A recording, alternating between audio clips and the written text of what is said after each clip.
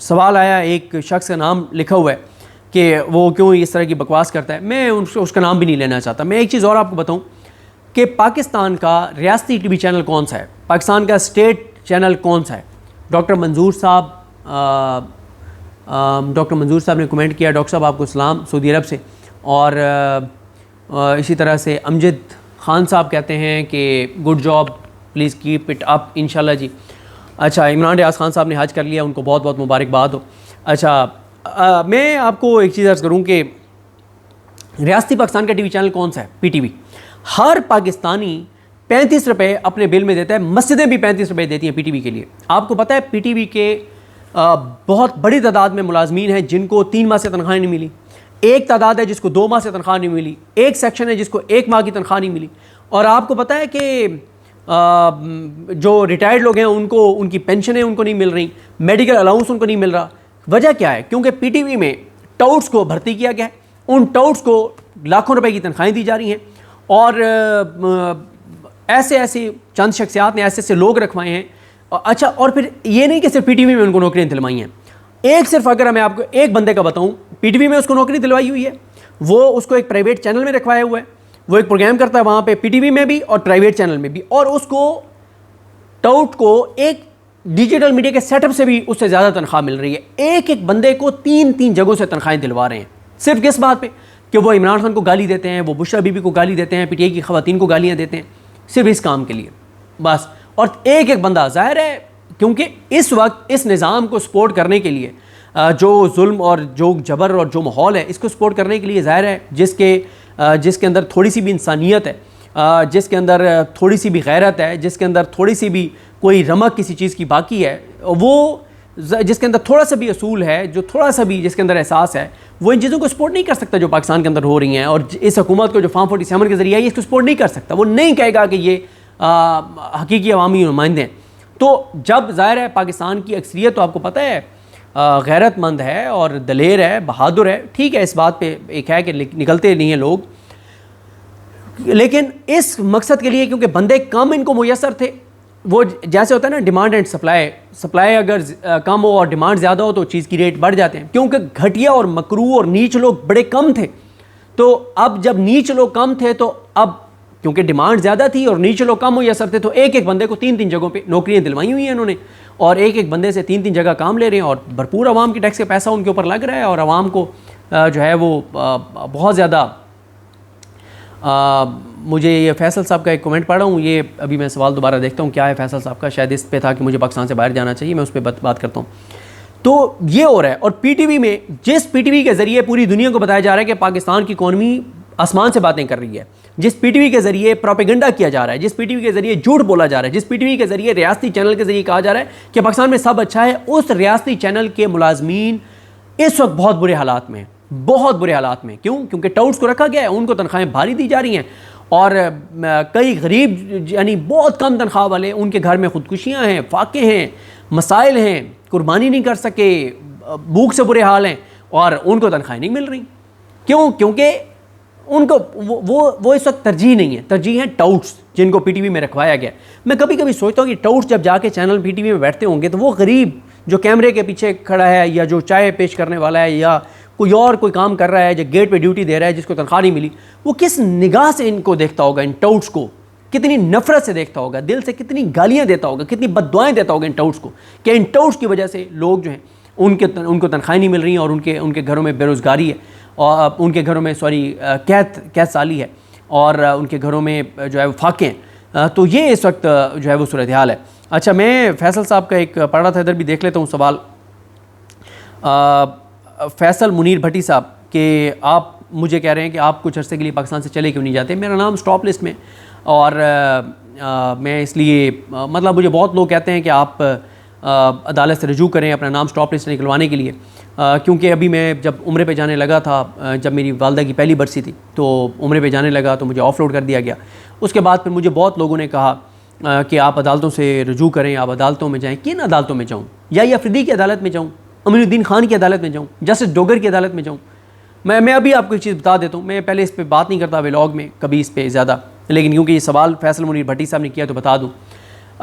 इन्होंने मेरे और मेरी फैमिली के तमाम बैंक अकाउंट्स ब्लॉक कर दिए। मेरा भाई स्टूडेंट है, मैंने कहा कि चलें भाई की पिटीशन करवाई, पिटीशन हुई तो अदालत ने ऑर्डर कर दिया कि अकाउंट खोल दें।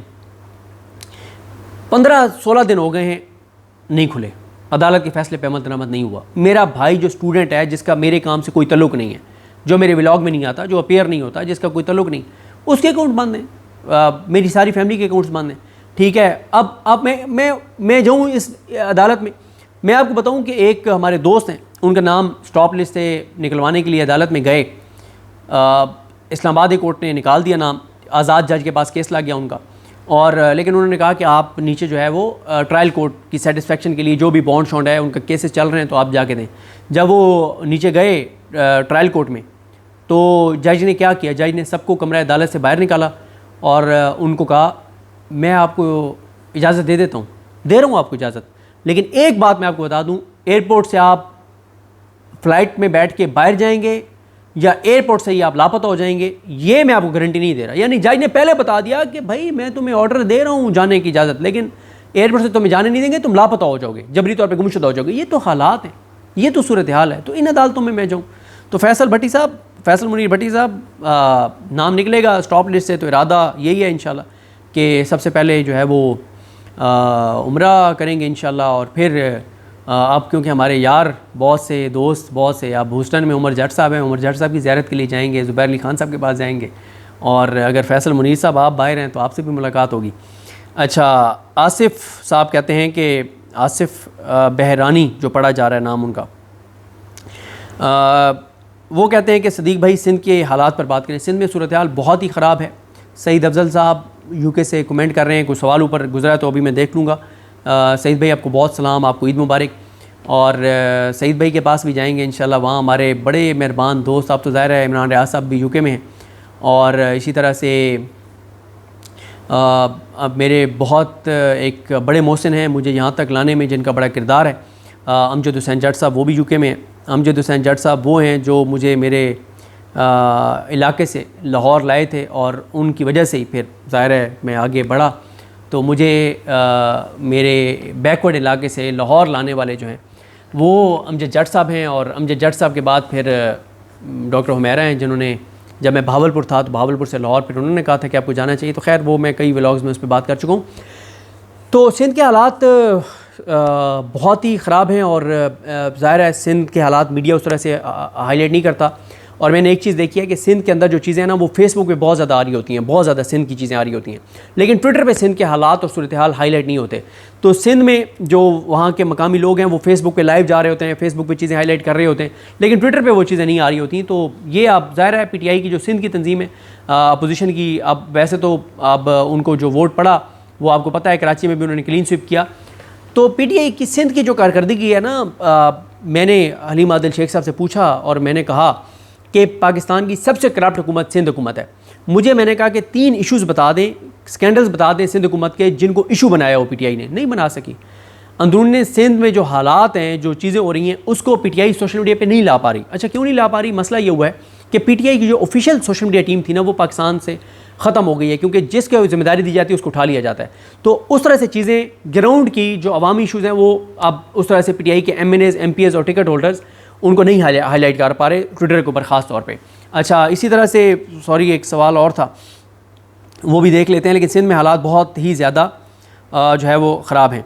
सईद अफजल साहब, अच्छा तो सईद अफजल साहब आपका सवाल तो मैं चले पढ़ देता हूँ। सईद अफजल साहब ने कहा है कि सदीक भाई आपका एड्रेस चाहिए तोहफ़े के लिए। तो सईद भाई आपका जो तोहफ़ा है मेरे लिए वो आपकी दुआएं हैं, मुझे सिर्फ़ आपकी दुआओं की ज़रूरत है और यही आपका तोहफ़ा है। अल्लाह ताला आपको अपनी अमान में रखे, अल्लाह ताला आपको सलामत रखे। अच्छा, इसी तरह से एहसान इलाही साहब ने सवाल किया है कि एक जानदार अवामी तहरीक के क्या तकाज़े हैं और क्या करना चाहिए। मेरा ख्याल है कि तहरीक उस वक्त कामयाब होगी जब PTI ये चीज़ आवाम को रियलाइज़ करने में कामयाब हो जाएगी कि इमरान खान पाकिस्तान के लोगों के लिए जेल बैठा है, वरना इमरान खान की ज़ात को तो कोई मसला नहीं है। जब PTI पाकिस्तान के आवाम को फैक्ट्स एंड फिगर्स के साथ ये बता देगी, दिखा देगी, साबित कर देगी कि जब से इमरान खान की हुकूमत गई है तो पाकिस्तान के लोगों पर ज़मीन तंग हो गई है, लोग खुदकुशियों पर मजबूर हैं, लोग बेरोज़गार हुए हैं, बेरोज़गारी तारीख की बुलंद तरीन सतह पर है, महंगाई पाकिस्तान की तारीख की बुलंद तरीन सतह पर है, हकीकत में सरकारी फिगर्स में नहीं। तो जब पीटीआई इन चीज़ों को इस्टेब्लिश कर देगी, नंबर 1 कि इमरान खान जेल में आवाम की खातिर बैठा है, नंबर 2 ये इस्टेब्लिश कर देगी कि इमरान खान के जाने के बाद लोगों के साथ बहुत बदतरीन हालात हुए हैं। जब पीटीआई इस बात को लोगों पर इस्टेब्लिश कर देगी कि जब तक इमरान खान बाहर नहीं आते और ये निज़ाम नहीं गिरता और ये हुकूमत नहीं गिरती, तब तक लोगों की ज़िंदगी में कोई खुशहाली नहीं आने वाली, और जब तक वो लोगों को निकालने में कामयाब नहीं हो जाते तो तब तक कुछ नहीं हो सकता।